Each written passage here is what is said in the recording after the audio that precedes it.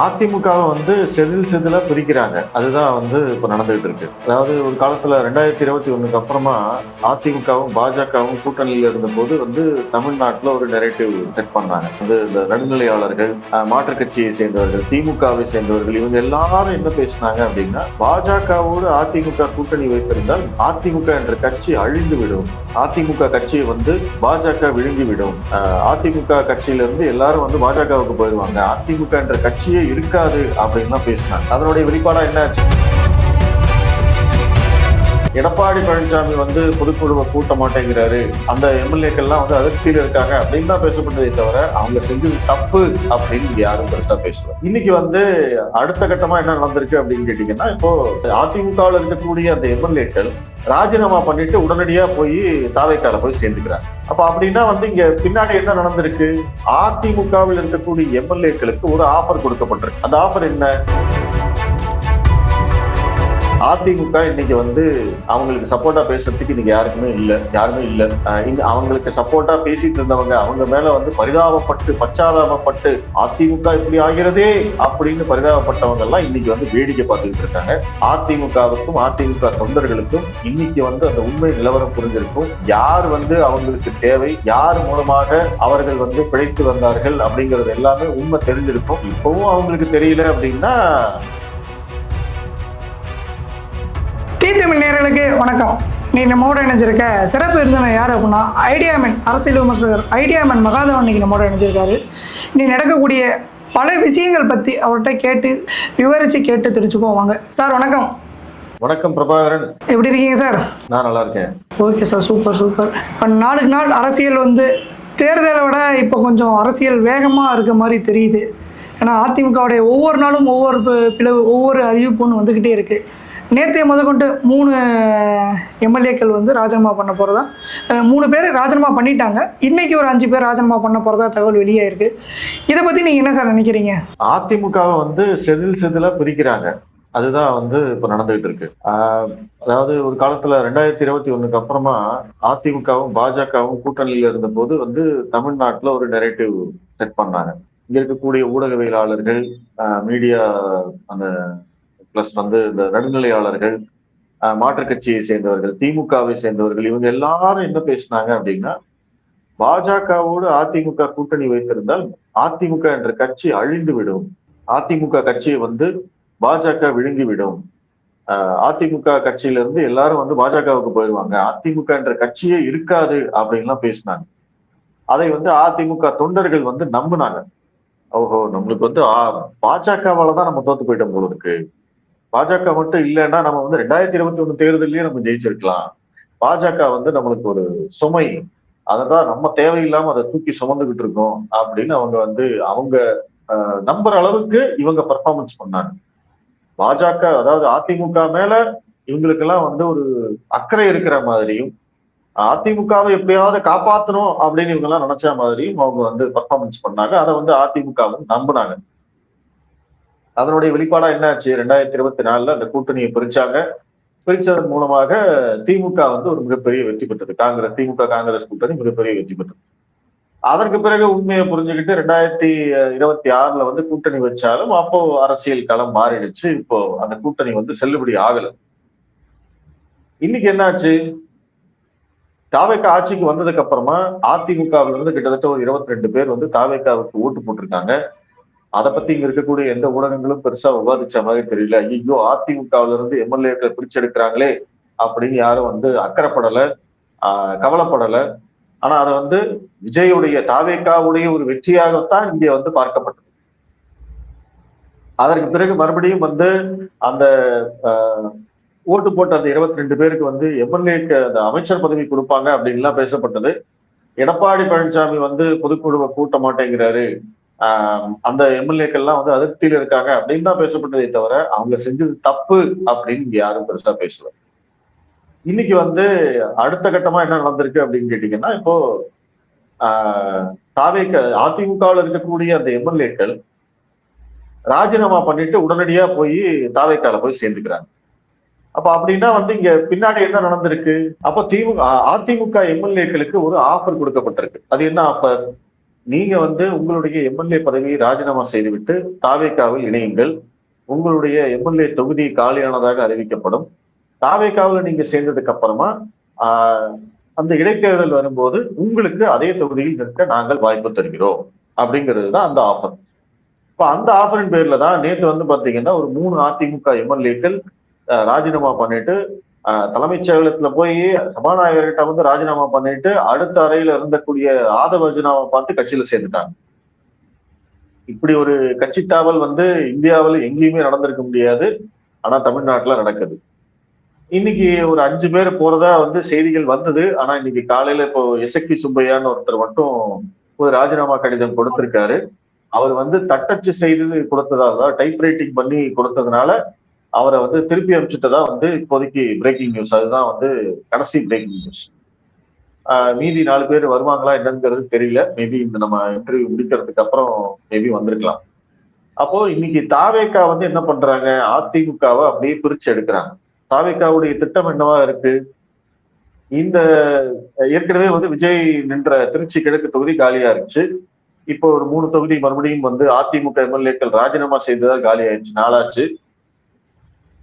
இன்னும் ஒரு 4-5 பேர் வந்தாங்க அப்படின்னா அந்த தொகுதியெல்லாம் சேர்த்து ஒரு இடைத்தேர்தல் வந்தது அப்படின்னா தாவேகா சார்பிலே எல்லாத்தையும் நிக்க வச்சு தனி மெஜாரிட்டி பெற வேண்டும். இந்த கூட்டணி கட்சிகளுடைய ஆதரவு இல்லாமல் தனி மெஜாரிட்டியாவே நம்ம வந்துடணும் அப்படின்னு அவங்க திட்டம் போட்டிருக்காங்க. அந்த திட்டத்தினுடைய வெளிப்பாடாகத்தான் இன்னைக்கு என்ன நடக்குது அப்படின்னா அதிமுகவை வந்து சுக்குநூறா உடைச்சுக்கிட்டு இருக்காங்க அப்படிங்கிறது தெரியும். இதுதான் வந்து இன்னைக்கு இருக்கக்கூடிய அரசியல் நிலவரம். அதிமுக இன்னைக்கு வந்து அவங்களுக்கு சப்போர்ட்டா பேசுறதுக்கு இன்னைக்கு யாருமே இல்ல. அவங்களுக்கு சப்போர்ட்டா பேசிட்டு இருந்தவங்க அவங்க மேல வந்து பரிதாபப்பட்டு பச்சாதாபப்பட்டு அதிமுக இப்படி ஆகிறதே அப்படின்னு பரிதாபப்பட்டவங்க எல்லாம் இன்னைக்கு வந்து வேடிக்கை பார்த்துக்கிட்டு இருக்காங்க. அதிமுகவுக்கும் அதிமுக தொண்டர்களுக்கும் இன்னைக்கு வந்து அந்த உண்மை நிலவரம் புரிஞ்சிருக்கும். யார் வந்து அவங்களுக்கு தேவை, யார் மூலமாக அவர்கள் வந்து பிழைத்து வந்தார்கள் அப்படிங்கிறது எல்லாமே உண்மை தெரிஞ்சிருக்கும். இப்பவும் அவங்களுக்கு தெரியல அப்படின்னா நம்ம சொல்றதுக்கு ஒண்ணும் இல்லை. மறுபடி அதாவது 2018க்கு முன்னாடி எப்படி அதிமுக இருந்துச்சோ அதே மாதிரி மறுபடி அதிமுக வரணும் அப்படின்னா அதிமுக தலைமை என்ன செய்யணும் நீங்க எதிர்பார்க்குறீங்க சார்? இல்ல, அதிமுகவுக்கு இனிமேல் எதிர்காலம் இல்லை. அது வந்து மறுபடியும் வந்து நீங்க அதிமுக வந்து மீண்டு எழுந்து விடும், உயிர் தெழுந்து விடும், மறுபடியும் பழைய நிலைமைக்கு வந்துருவாங்க அப்படிங்கிறதுக்கெல்லாம் இனிமே வாய்ப்பே கிடையாது. அதிமுக சரிவை நோக்கி சந்தித்துக் கொண்டிருக்கிறது. இதைத்தான் வந்து திரு அண்ணாமலை அவர்கள் 2025க்கு முன்னாடியே சொன்னார். 2026 தேர்தலுக்கு பின்னாடி ஒரு திராவிட கட்சி அழிந்து போகும் அப்படின்றார் அவரு. அது இன்னைக்கு நம்ம கண்ணு முன்னாடி நடந்துகிட்டு இருக்கு. அவர் சொன்ன 2025க்கு முன்னாடி அண்ணாமலை அவர்கள் என்னவெல்லாம் சொன்னாரோ அது எல்லாமே தொடர்ச்சியா நடந்துகிட்டு இருக்கிறத நம்ம பார்த்துட்டே இருக்கோம். கூட்டணி ஆட்சி தான் வரும்னாரு, கூட்டணி ஆட்சி வந்தது. யாருக்கும் தனிப்பெரும்பான்மை கிடைக்காதுன்னாரு, தனிப்பெரும்பான்மை கிடைக்கல. பிளஸ் இன்னைக்கு வந்து ஒரு திராவிட கட்சி அழிவை நோக்கி போகும்னு சொன்னாரு, இன்னைக்கு அதிமுக அழிஞ்சிட்டு. இதுக்கு மேல அவங்க திரும்ப வரதுக்கான வாய்ப்புகள் கிடையாது. ஏன்னா இன்னைக்கு அரசியல் களம் மாறிடுச்சு. அடுத்த தலைமுறை வந்து அரசியலுக்கு வந்துட்டாங்க. அவங்கள வந்து ஈர்க்கிறதுக்கான எந்த விதமான தகுதியும் திறமையும் வந்து அதிமுக கட்சி கிட்ட கிடையாது, கட்சி தலைமை கிட்ட கிடையாது. எடப்பாடி பழனிசாமி ஒரு மக்களை ஈர்க்கக்கூடிய தலைவர் இல்லை அப்படிங்கிறது தொடர்ச்சியா ப்ரூவ் ஆயிட்டே இருக்கு. இதுக்கு மேல வந்து மறுபடியும் நாங்க அதே அரசியலைத்தான் செய்வோம், அதே திராவிட அரசியலைத்தான் செய்வோம் அப்படின்னாலாம் ஒன்றும் பண்ண முடியாது. இப்போ இவ்வளவு ஆக்சுவலா இந்த தேர்தல் வந்து திமுக வெற்றி பெறக்கூடிய தேர்தல் தான். அவங்க நிறைய தவறுகள் செஞ்சாங்க, அதனால வந்து தோத்து போயிட்டாங்க. ஆனா அதிமுக எந்த வகையிலும் இந்த தேர்தலில் வெற்றி பெறும் நிலையில் இருந்தது இல்லை. அதை நம்ம ஒத்துக்கணும். ஓகே, தேர்தலுக்கு முன்னாடி கூட்டணி வச்சாங்க. அந்த வாக்கு சதவீத அடிப்படையில நம்ம கணக்கெல்லாம் போட்டோம். விஜய் வந்து இவ்வளவு ஓட்ட பிரிப்பாரு, திமுகவோட ஓட்ட பிரிப்பாரு, ஆன்டி இன்கம்பன்சி இருக்கு, அந்த ஆன்டி இன்கம்பன்சி ஓட்டு இங்க வந்துடும் அப்படின்லாம் நம்ம பேசணும். ஆனா உண்மை நிலவரம் என்ன அப்படிங்கிறத தேர்தல் முடிவுகள் நம்மளுக்கு பட்டவர்த்தமா வெளியில சொல்லியாச்சு. அதிமுக என்ற கட்சிக்கு மக்களிடையே ஈர்ப்பு இல்லை, அதிமுக என்ற கட்சியை நம்புவதற்கு மக்கள் தயாராக இல்லை அப்படிங்கிறது நம்மளுக்கு தெளிவா தெரிஞ்சு போச்சு. இதற்கு பிறகு அதிமுக என்ற கட்சிக்கு எதிர்காலம் கிடையாது. அவங்க மீண்டு வருவதற்கான வாய்ப்புகளும் இல்லை. ஏன்னா அவங்க கிட்ட வந்து இளம் தலைமுறையினை ஈர்ப்பதற்கான தலைவர் இல்லை. பிளஸ் அவங்க அதிமுக என்ற கட்சியிலிருந்து பிரிந்து போன வாக்காளர்கள், அதாவது பிரிந்து போன சாதியினர், அந்த சாதி வாக்காளர்கள் வந்து பாத்தீங்கன்னா அவங்க எந்த காலத்திலும் திரும்பி வரப்போவது கிடையாது. அவங்களுக்கு சிறுபான்மை வாக்குகள் கிடைக்க போறது கிடையாது. அவங்களுக்கான ஒரு நல்ல எதிர்காலம் அப்படிங்கிறது கிடையாது. அப்படி இருக்கிற போது அதிமுக என்ற கட்சி மீண்டு வருவதற்கான வாய்ப்புகளே இல்லை. ஒரு தமிழகத்துல 50 ஆண்டுகளுக்கு பிறகு ஒரு திராவிட கட்சி அழிவை நோக்கி சென்று கொண்டிருக்கிறது. அது எந்த காலத்திலும் மீளாது அப்படிங்கிறது தான் என்னுடைய பார்வை. இப்போ வந்து தாவேகா வந்து அசுர வளர்ச்சி கிட்டத்தட்ட 108 சீட் எடுத்து இப்போ 107 உட்காந்து இப்போ கிழக்கில் அடுத்து தொடர்ந்து இப்போ நீங்கள் சொல்கிறத பார்த்தா அடுத்து இன்னொரு 10 சீட் எடுத்து தனிப்பெரும்பான்மையில் உட்காந்துட்டாங்க அப்படின்னா அடுத்த 5 வருஷத்தையும் தாண்டி அடுத்த 10 வருஷத்துக்கு தாவேகாவை அசைச்சிக்க முடியாது அப்படின்னு சொல்கிறாங்களே சார், அதை நீங்கள் எப்படி பார்க்குறீங்க? இல்லைங்க, அதெல்லாம் வந்து ரொம்ப அவ்வளவு எளிதாலாம் வந்து நீங்க அந்த அரசியல் களம் வந்து அவங்களுக்கு இருக்காது. இது வந்து நான் நம்புறதுக்கு தயாரா இல்லை. அதாவது எப்பவுமே அரசியலை பொறுத்த வரைக்கும் என்னன்னா, ஆளுங்கட்சியுடைய தவறுகள் தான் எதிர்க்கட்சிக்கான வாய்ப்புகள். திமுக ஆளுங்கட்சியாக இருந்த போது அவர்கள் செய்த தவறுகள் தான் இன்னைக்கு தாவேகாவுக்கு ஒரு வாய்ப்பா வந்திருக்கு. அதை வந்து யார் பயன்படுத்திக்கிறாங்க அப்படிங்கிறது தான் கேள்வி. ஓ திமுக ஆளுங்கட்சியாக இருந்த போது செய்த தவறுகளை எல்லாம் அம்பலப்படுத்தியது யாரு? அண்ணாமலையை அம்பலப்படுத்தினாரு. ஆனா அதை வந்து அறுவடை செய்தது யாரு அப்படின்னா விஜய் அறுவடை செஞ்சுட்டாரு. ஏன்னா எல்லாம் அந்த மாற்று அரசியல் அப்படின்னு பேசுனது அண்ணாமலை. ஆனா அந்த மாற்று அரசியலை அறுவடை செய்தது விஜய். அந்த மாதிரி போயிடுச்சு, அந்த களம் வந்து அந்த மாதிரி மாறிடுச்சு.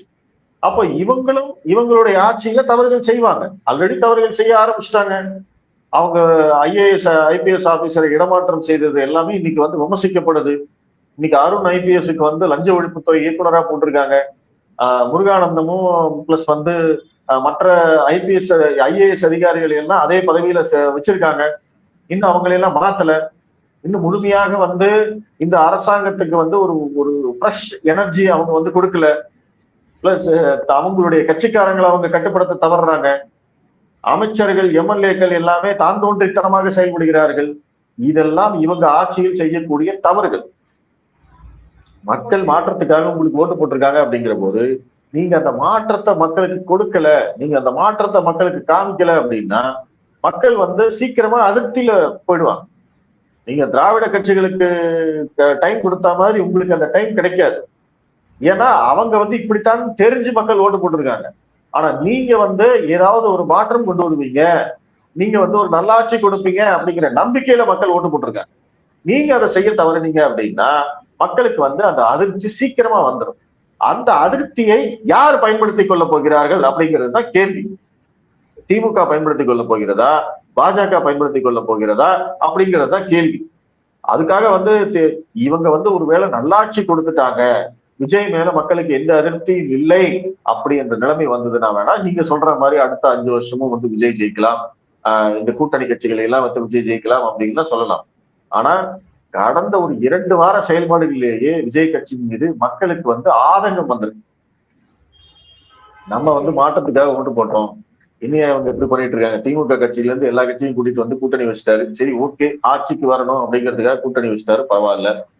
ஆனா திமுக செஞ்சதையே தான் இவங்களும் செய்யறாங்க. இந்த ஆட்சியிலயும் அதுதான் தொடர்ந்துகிட்டே இருக்கு. இந்த ஆட்சியில வந்து எல்லாம் சரியாகும் அப்படிங்கிற நம்பிக்கை வரும் அளவுக்கு ஏதாவது நடந்திருக்கா அப்படின்னு கேட்டா எதுவுமே நடக்குது. மக்களுக்கு வந்து இன்னைக்கு ஒரு ஆதங்கம் இருக்கு, என்ன இப்படி பண்றாங்க அப்படிங்கிற ஒரு ஆதங்கம் இருக்கு. அந்த ஆதங்கம் கூடிய விரைவில் அதிருப்தியாக மாறும். அதை வந்து விஜய் எந்த அளவுக்கு தள்ளி போடுறாரோ அந்த அளவுக்கு அவருக்கு நல்லது. ஆனா அதற்கு வந்து பாத்தீங்கன்னா விஜய் வந்து நிறைய நடவடிக்கைகள் எடுக்கணும். விஜய் வந்து ஃபர்ஸ்ட் பேச ஆரம்பிக்கணும். அவர் வந்து இந்த அரசாங்கம் எதை நோக்கி சென்று கொண்டிருக்கிறது, இவங்களுடைய டார்கெட் என்ன செய்ய போறாங்க அப்படிங்கிறத பத்தியெல்லாம் விஜய் பேசணும். எதுவுமே பேசாம இங்க இருக்கக்கூடிய அமைச்சர்கள் மட்டும் பேசுவாங்க, எம்எல்ஏக்கள் பேசுவாங்க, ஐடி விங்க வந்து பேசிட்டு இருப்பாங்க, தாவேகா தொண்டர்கள் அப்படின்னு இணையத்துல வந்து எல்லாரும் பேசிக்கிட்டு இருப்பாங்க அப்படின்னா அது வந்து ஒரு நல்ல அரசுக்கான அடையாளம் அல்ல. அவர் வந்து கட்சிக்காரங்களை கட்டுப்படுத்தணும், எம்எல்ஏக்களை கட்டுப்படுத்தணும், அமைச்சர்களை கட்டுப்படுத்தணும், அவங்களுக்கு வந்து ஒரு வழி காட்டணும்.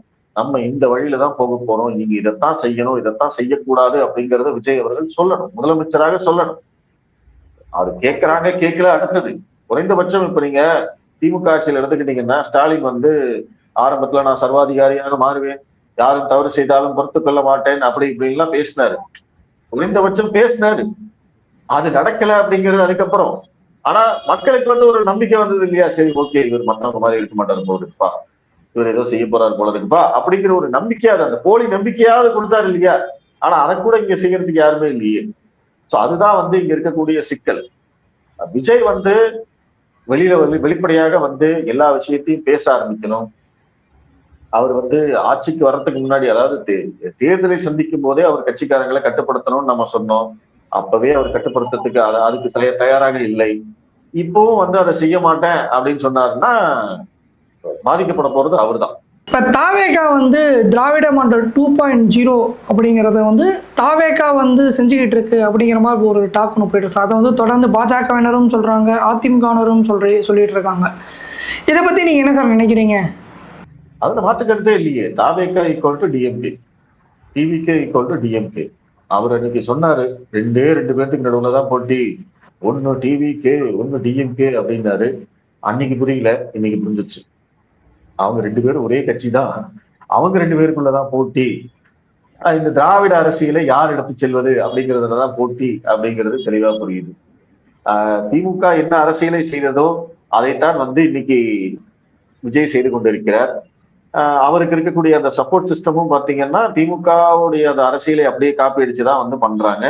அதனாலதான் திமுகவுக்கு வந்து இன்னும் அதிகமான கோபம். என்னடா நம்ம செஞ்சதையே நம்மளுக்கே வந்து திருப்பி செய்யறாங்களே அப்படிங்கிற மாதிரி வந்து அவங்க கோவப்படுறாங்க. ஆனா அது வேற வழி இல்லை. இன்னைக்கு தாவேக்கா மாற்றத்துக்கான அரசியல் அப்படின்லாம் அவங்க வந்து செய்யறதுக்கு ஒண்ணுமே இல்லை. அவங்க கிட்ட எதுவும் சரக்கு இல்லை அப்படிங்கிறது நல்லா தெரிஞ்சு போச்சு. இன்னைக்கு வந்து சில இந்த டெண்டர்ல வந்து மாற்றங்கள் கொண்டு வருவது, இந்த கமிஷனை ஒழித்தோம், அது இதெல்லாம் வந்து சில விஷயங்கள் சொல்றாங்க. பட் இதெல்லாம் வந்து என்னன்னா, அந்த புதுசா வந்திருக்கிறவங்க இதெல்லாம் இந்த விஷயத்தை எல்லாம் கத்துக்கிறாங்க. அதாவது இதற்கு முன்னாடி ஆட்சியில் இருந்த திராவிட கட்சிகள் எப்படியெல்லாம் ஊழல் செய்தார்கள், எப்படியெல்லாம் கமிஷன் அளித்தார்கள், எப்படியெல்லாம் லஞ்சம் வாங்கினார்கள், எப்படியெல்லாம் சொத்து சேர்த்தாங்க அப்படிங்கறத இவங்க கத்துக்கிற வரைக்கும் கொஞ்சம் நம்ம மாற்றம் இருக்குமோ அப்படிங்கிற மாதிரி இருக்கும். ஆனா அதையெல்லாம் கத்துக்கிட்டாங்க அப்படின்னா இவங்களும் அதையே தான் செய்வாங்க அப்படிங்கிறது எனக்கு நான் ஆணித்தரமா நம்புறேன். அதனால திமுக தான் தாவேக்கா, தாவேக்கா தான் திமுக. அதிமுக ஏற்கனவே எதிர்கட்சியா இருந்த போதே அவங்க செயல்படவே இல்லை. அவங்க அப்புறம் இன்னைக்கா செயல்பட போறாங்க? இன்னும் கிடையாது. ஓகே சார், இறுதி கேள்வி என்ன கேட்கலாம்னு நினைக்கிறேன் சார். தொடர்ந்து இப்போ அதிமுகவினர் வந்து அதிருப்தி நிலைமையிலேயே போய்கிட்டே இருக்காங்க. அதிமுகவுடைய தலைமை அடுத்து என்ன முடிவு எடுக்கும் நீங்க நினைக்கிறீங்க? தெரியலீங்க, அவங்க என்ன பண்ண போறாங்கன்னு தெரியல. எடப்பாடி பழனிசாமிக்கு எந்த ஆப்ஷனும் கிடையாது. அவரு கட்சியில வந்து அவரை கார்னர் பண்ணிக்கிட்டே இருக்கிற போது அவர் வந்து எந்த அரசியலையும் செய்ய முடியாது. 2021 இதேதான் பண்ணாங்க, 2026 இப்ப அதே தான் பண்ணாங்க. அன்னைக்கு திமுக பண்ணாங்க, இன்னைக்கு வந்து தாவேக்கா செய்யறாங்க. அப்போ அவரு அரசியலே செய்ய முடியாம தாவேக்காவை எதிர்த்துக்கிட்டே இருந்தாரு அப்படின்னா அதுல ஒன்றும் இதே இல்லை. ஏன்னா மக்களுக்கு வந்து இந்த மாதிரி ஒரு கட்சியை உடைக்கிறாங்க அப்படிங்கிற போது அது வந்து மக்களுக்கு ஒரு சிம்பதி வரணும் அந்த கட்சி மேல. நீங்க உதாரணத்துக்கு 2011 எடுத்துக்கிட்டீங்கன்னா அதிமுகவும் விஜயகாந்த் கூட்டணி வச்சிருந்தாங்க. தேர்தலில் ஜெயிச்சாங்க, இவர் எதிர்கட்சி தலைவர் ஆனாரு. ஆனா அதுக்கு பிறகு சண்டை வந்த உடனே ஜெயலலிதா அவங்க என்ன பண்ணாங்க அப்படின்னா தேமுதிகவை உடைச்சு ஒரு 6 பேரை வந்து தனியா உட்கார வச்சாங்க. அந்த இடத்துல வந்து விஜயகாந்த் மேல ஒரு சிம்பதி வந்தது மக்களுக்கு. என்னப்பா இந்த கட்சி இப்படி உடைச்சிட்டாங்களே அப்படிங்கிற சிம்பதி வந்தது. ஆனா இன்னைக்கு அதிமுக மேல எந்த விதமான பரிதாப உணர்ச்சியும் மக்களுக்கு இல்லை. அதுதான் வந்து அவங்களுடைய தோல்வி. அதை கொண்டு வர்றதுக்கான எந்த வாய்ப்புகளையும் வந்து அவங்க பயன்படுத்துறதா இல்லை. அந்த அரசியல்லாம் இவங்களுக்கு செய்ய தெரியல. எடப்பாடி பழனிசாமிக்கு செய்ய தெரியல. அவர் திரும்ப சபாநாயகர்கிட்ட போயிட்டு அவங்க வந்து கட்சி தாவல் நடவடிக்கைகள் இருக்கிறவங்களுடைய ராஜினாமா கடிதத்தை நீங்க வாங்கக்கூடாது அப்படின்லாம் வந்து சொல்லிட்டு இருக்காங்க. சபாநாயகரை எல்லாம் வந்து நீங்க கட்டுப்படுத்த முடியாது, அவங்களுக்குன்னு சில அதிகாரங்கள் இருக்கு. அப்போ அந்த இடத்துல எல்லாம் வந்து அதிமுக ரொம்ப வீக்கா இருக்கு அப்படிங்கிறது தான் உண்மை. அதனால இதுல வந்து அதிமுக செய்வதற்கு ஒன்றுமே இல்லை. அவங்க வந்து மீண்டு வருவதற்கான வழியும் இல்லை. அவங்களுடைய செயல்பாடுகளும் வந்து அந்த அளவுக்கு நம்பிக்கை அளிப்பதாக இல்லை. ஏன்னா இப்போ எதிர்கட்சியா வந்து திமுக இருக்கிற போது அவங்களை மீறி வேற எந்த எதிர்கட்சியும் செயல்பட முடியாது. அதே மாதிரி இந்த பக்கம் பார்த்தோம் அப்படின்னா அண்ணாமலை வந்து மறுபடியும் கம்பேக் கொடுப்பாங்க, அவரை மறுபடியும் மாநில தலைவராக போடுவாங்க, மத்திய அமைச்சர் ஆக்குவாங்க அப்படிங்கிற மாதிரி பல டாக் வந்து போய்கிட்டே இருக்குல்ல சார். இதை பத்தி உங்களுடைய கருத்து என்னது? பாஜகவுக்கு வேற ஆப்ஷன் கிடையாதுங்க. அண்ணாமலையை தவிர வேற ஆப்ஷன் வந்து தமிழக பாஜகவுக்கு வேற இதே கிடையாது, வழியே கிடையாது.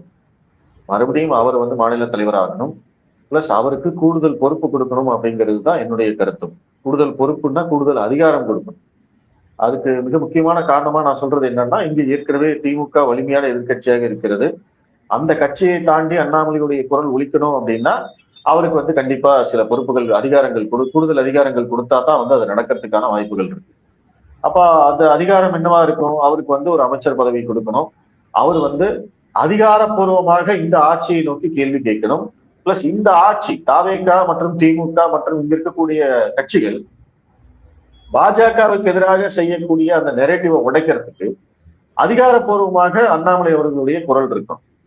அவர் வந்து மாநில தலைவராக இருக்காரு, அவர் வந்து ஒரு விஷயத்த பேசுறாரு அப்படின்னா அதற்கு வந்து இப்போதைக்கு எந்த விதமான கிரெடிபிலிட்டியும் கிடையாது.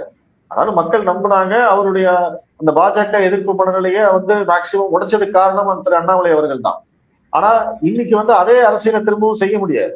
ஏன்னா அந்த அரசியலை மக்கள் ஏற்கனவே பார்த்துட்டாங்க. அவர் மாநில தலைவராக இருந்தால் என்ன செய்வார், எப்படி பிரஸ் மீட் கொடுப்பாரு எல்லாம் பார்த்துட்டாங்க. அதே அரசியல், அதே ஸ்டைல் ஆஃப் பாலிடிக்ஸ் இப்ப மறுபடியும் பண்ண முடியாது அவரால். அப்ப அவருக்கு வந்து ஒரு கூடுதல் அதிகாரம் கொடுக்கும்போது அவர் அமைச்சராக இருந்தாரு அப்படின்னா அவரு ஒரு டெல்லியுடைய குரலாக தமிழகத்தில் ஒலிக்க முடியும். தமிழகத்தினுடைய குரலாக டெல்லியில் ஒலிக்க முடியும். பாராளுமன்றத்தில் அவரால் பேச முடியும். இந்த திமுக மற்றும் எதிர்க்கட்சிகளுடைய அந்த பொய்யான குற்றச்சாட்டுகளுக்கு உடனடியாக அவரால் பதில் சொல்ல முடியும். பாராளுமன்றத்துல வந்து அவர் சொல்லக்கூடிய பதில் தமிழகத்துல எல்லா இடத்துக்கும் எல்லா மக்களுக்கும் போய் சேரும். இங்க வந்து ஒரு ஒற்றை ஒரு பக்கமா தான் வந்து இங்க நெரேட்டிவ் போயிட்டே இருக்கு. பாராளுமன்றத்துல போயிட்டு சு வெங்கடேசன்ல இருந்து கனிமொழியில இருந்து அத்தனை பேரும் வந்து பாஜகவை கழுவி ஊத்துவாங்க. அந்த வீடியோஸ் மட்டும்தான் வரும். அதற்கு வந்து மோடியும் அமித்ஷாவும் பதில் சொல்லுவாங்க. அந்த காணொலி இந்த பக்கம் வரவே வராது, இந்த செய்தியே வராது. அப்படிதான் இங்க இருக்கு. ஆனா அண்ணாமலை அங்க இருந்து பேசினாரு அப்படின்னா அதை வந்து இங்க இருக்கக்கூடிய பாஜகவினரே அதை வந்து பரப்புவாங்க. அப்படிங்கிற போது ஊடகத்துக்கும் வந்து அண்ணாமலை பேசினா அது வந்து மைலேஜ் அப்படிங்கிற போது அவருடைய பேச்சு வந்து கண்டிப்பாக மக்களை போய் சென்று சேரும். அப்போ இந்த திமுக மற்றும் தாவேகா, காங்கிரஸ் இவங்களுடைய அந்த பாஜக எதிர்ப்பு போலி பரப்புரைகளை வந்து முறியடிப்பதற்கு அண்ணாமலை அவர்கள் திரும்ப வரணும். பிளஸ் அவருக்கு வந்து அமைச்சர் பதவி கொடுக்கணும், அவரை வந்து பாராளுமன்றத்துல பேச வைக்கணும், அவருக்கு வந்து முழு சுதந்திரம் கொடுக்கணும். இதெல்லாம் நடந்தது அப்படின்னா கண்டிப்பாக பாஜகவுக்கு இங்க ஒரு நல்ல ஸ்பேஸ் இருக்குன்னு தெரிஞ்சுக்கலாம். நயினார் நாகேந்திரனே தொடர்ந்து இருந்தால் மிகப்பெரிய பாஜக அடுத்த கட்டத்துக்கு நகராது நீங்க நினைக்கிறீங்களா சார்? இப்போ வாய்ப்பே இல்லைங்க. என்னங்க செஞ்சுட்டாரு? இப்போ இவங்க ஆட்சிக்கு வந்து 15 நாள் ஆச்சு. ஆட்சிக்கு வர்றதுக்கு முன்னாடியில இருந்தே பாஜக மேல பழி சொல்லிட்டே இருக்காங்க. ஆளுநர் வந்து பாஜக வந்து விஜய் ஆட்சி அமைக்க முடியாம தடுக்கிறதுக்கு ஆளுநர் உதவியா இருக்காருன்னு சொன்னாங்க. அதுக்கு ஏதாவது இங்க பேசினாங்களா? அதுக்கு யாராவது கேள்வி கேட்டாங்களா? அதுக்கு யாராவது கண்டனம் தெரிவிச்சாங்களா? அப்படி இல்லைன்னு யாராவது டிஃபெண்ட் பண்ணாங்களா ஆளுநரை? ஏங்க உங்க கட்சி மேல ஒருத்தவங்க வந்து இங்க இருக்கக்கூடிய எல்லா கட்சிகளும் சேர்ந்து இது பண்ணிட்டு இருக்காங்க, ஒரு கம்ப்ளைண்ட் குற்றச்சாட்டு சொல்றாங்க. நீங்க அதுக்கு பதில் கூட சொல்ல மாட்டேங்கிறீங்க.